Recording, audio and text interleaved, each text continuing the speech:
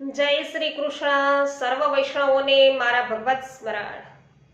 શ્રી ગુસાઈજી પરમ દયાલ કી જય. પુષ્ટિ સત્સંગ ચેનલમાં આપ સર્વ વૈષ્ણવજનોનું હાર્દિક સ્વાગત છે. વૈષ્ણવો, આપણે 252 વૈષ્ણવોની વાર્તામાં અત્યારે વાર્તા છે એ રાજા આસકરણની વૈષ્ણવો સાંભળી રહ્યા છે. જેઓ 123મા વૈષ્ણવ છે. એમના 2 ભાગ આપણે વૈષ્ણવ વાર્તાના જોયા છે. આજે આપણે ત્રીજો ભાગ અને વાર્તા પ્રસંગ બીજો છે એ સાંભળવાના છીએ. આસકરણ ભગવત સેવા ખૂબ જ પ્રેમથી કરે છે. શ્રી ઠાકોરજી તેને સાનુભવતા થોડાક જ દિવસોમાં દેખાડવા લાગે છે. તે સેવા સમયે સ્વરૂપાનંદનો અનુભવ કરી અને આનંદ પામે છે. અનવસરમાં વિપ્રયોગ કલેશ અનુભવે છે અને નિત્ય માનસી સેવા કરે છે. આ રીતે કેટલાક દિવસો વીતે છે અને દક્ષિણનો રાજા આક્રમણ છે એ કરે છે. તો એ સાંભળીને આસકરણ કહે છે કે ઠીક થયું, હું પોતે જ રાજ્ય છે એ છોડી દેવાનો હતો. એટલામાં પેલો રાજા આવે છે અને રાજ્ય સોંપીને પોતે શ્રી ગોકુળ જઈને રહેશે એમ તેઓ વિચારે છે. હવે તે દિવાનને યુદ્ધની કોઈ તૈયારી નહીં કરવા કહે છે કે ભલે એ આક્રમણ લાવે છે તો આપણે કોઈ તૈયારી કરવી નથી, તો આ રાજાને રાજ્ય સોંપી દઈને આપણે જતા રહીશું. ત્યારે દિવાન આ વાત છે એ સારી નહીં, પણ તમે તો મોટા છો, રાજા છો, તમે કહેશો તેમ હું કરીશ એમ પણ કહે છે. તો રાત્રે શ્રી ઠાકોરજી તેને એવું સ્વપ્નમાં કહે છે રાજાને કે આસકરણ, ત્યાં જતા રહેવાનું, નાસી છૂટવાનું વિચાર્યું છે એ મને ઠીક નથી લાગતું. કે ઠાકોરજી કે હું કેવી રીતે ભાગીશ, માટે તું યુદ્ધે ચઢ. તો આસકરણને ભક્તિનો રંગ વૈષ્ણવ એવો લાગ્યો છે કે આક્રમણ લઈને આવનાર રાજાને રાજ્ય સોંપીને તેઓ શ્રી ગોકુળ જઈને રહેવા માટે વિચારે છે. અને અહીંયા તો ઠાકોરજી તેને યુદ્ધે ચડવા કહે છે. બાકી એમને તો રંગ લાગ્યો છે કે શ્રીજી આવો તે રંગ મને સિદ્ધ લગાડ્યો, બીજો ચડતો નથી એ કઈ રંગ વિઠ્ઠલનાથ, આવો તે રંગ મને સિદ્ધ લગાડ્યો. આવી શ્રી ગુસાઈજીની વૈષ્ણવ એમના પર કૃપા છે, ઠાકોરજીની કૃપા છે.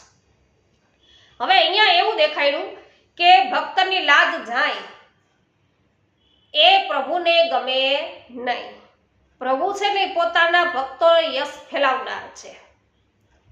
તો સુરદાસજીએ ગાયું છે કે ભક્તન કે જીતે હો જીતો, ભક્તન કે હારે હારો. ઠાકોરજી કે તારી હાર તો મારી હાર કહેવાય. એટલે આસકરણ કહે છે કે મહારાજ, તમારી સેવા વિના કઈ રીતે રહીશ? હું આ યુદ્ધ લડવા જાઉં, સેવા કેમ કરવી? કે તું કે માનસી સેવા કરશે અને હું માની લઈશ પ્રભુ કે તો ભીતરિયા મારી સેવા કરશે, તું ચિંતા કરમાં, તું લડવા જજે એમ ઠાકોરજી એને કહે છે. આ સાંભળીને તે ઉઠીને દિવાનને બોલાવે છે અને લડવાની તૈયારી કરો, હું પણ કાલે બપોરે પછી આવીશ કે. તો આ સાંભળીને દિવાન ખૂબ જ રાજી થાય છે. સવારે યુદ્ધની તડામાર તૈયારીઓ થાય છે એ કરવા લાગે છે અને પછી આસકરણ સવારે ઉઠી દેહકૃત્ય કરીને નાહીને સેવા કરવા જાય છે. રાજભોગ આરતી સુધીની બધી સેવા કરીને પછી શ્રી ઠાકોરજીથી વિદાય લઈ અને બેઉ ભીતરિયાને સમજાવીને સેવામાં સાવધાન રહેજો, હું યુદ્ધે ચડવાનો છું. આ પ્રતિબંધ મને સેવામાં આવ્યો છે એ મારું આ બદનસીબ છે, પણ ગયા વિના ચાલે નહીં, તેથી હું જાઉં છું. તમારું એ અહોભાગ્ય છે કે પ્રભુની સેવામાં તમે રહેશો એમ આ સેવકોને કહે છે. પછી એ બંને કહે છે કે તમે જાઓ, અમે શક્ય તે બધી સેવા મન દઈને કરીશું, એટલે તમે નિશ્ચિંત રહો. તો અહીંયા વૈષ્ણવો આસકરણ શ્રી ઠાકોરજીની આજ્ઞા છે એ માનીને લડવા જવા માટે તૈયાર થાય છે.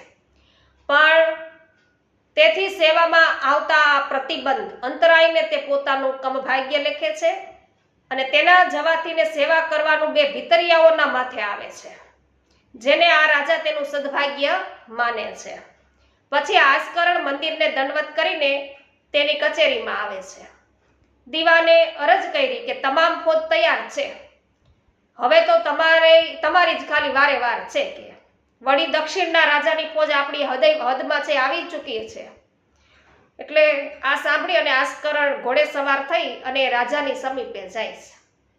2 કોસ રહે છે ત્યારે પેલો રાજા એવું કહે છે કે લડાઈ કાલે કરશું કે. તેથી આસ્કરણ પણ ત્યાં મુકામ કરે છે, ત્યાં રાત રહે છે અને તે સવારે દીવાનને બપોર પછી હું જંગે ચડીશ, એ દરમિયાન જો પેલો રાજા લડે ને તો તમે યુદ્ધ કરજો કે. દીવાન એ વાતે સંમત થાય છે અને પછી આસ્કરણ તો નાઈને માનસી સેવા કરવા બેસે છે ન્યા. ત્યારે જ રાજાનું લશ્કર ચઢી આવે છે. હવે યુદ્ધ આરંભ થાય છે અને દીવાન આસ્કરણને કહે છે કે હવે સંગ્રામ જારી છે કે તમારા લડ્યા વિના તમારું સંપૂર્ણ કટક નાસી જશે. પછી બપોરે તમારા લડવાનો શું અર્થ રહે? તે સાંભળીને તે ઊભો થઈ અને વાગો પહેરી પાગ બાંધી ઘોડે સવાર થાય છે, પણ તેનું મન તો માનસી સેવામાં લાગેલું છે. મંગળાથી માંડીને બધાય શૃંગાર ગ્વાલ સુધીની ભાવના કરી અને રાજભોગ તે ધરવા લાગે છે અને બધો જ રાજભોગ ધર્યા પછી કઢીનો ડબરો હાથમાં લઈ અને તે ધરવા લાગે છે આ માનસીમાં હો. હા, અને ત્યારે એનો ઘોડો છે ને છલાંગ મારે છે. ઘોડા ઉપર બેઠા બેઠા પ્રભુની સેવા પહોંચી રહ્યા છે. જો આ પ્રભુને રાજભોગ ધરાવે છે, કઢીનો ડબરો ધરાવી રહ્યા છે. આમ ઘોડા ઉપર બેસીને માનસી સેવા કરી રહ્યા છે. તો ઘોડાએ છલાંગ મારીને એક ખાડો છે એ ઠેકી જાય છે અને રાજાના હાથમાં પેલો ડબરો હતો ને છૂટી જાય છે અને બધાય વાઘા પર ઘોડા પર કઢી રેલાય છે ઈ માનસીમાં. પણ વૈષ્ણવો દીવાન એવું પૂછે છે કે આ હું? એટલે કહે છે કે કઈ નહીં, મારી પાસે કઢી છે ને ઘરેથી લાવેલી હતી કે, એટલે ઢોળાય છે. પણ વૈષ્ણવો માનસીમાં ધરી છે અને છતાંય સાક્ષાત વૈષ્ણવો છે, સાક્ષાત પ્રભુએ કઢી છે આરોગે એ પ્રકારે છે એમને ધરી અને દીવાન પણ જોવે છે. કઢી ધોરાણી એટલે વાસ્તવિક ધોરાણી.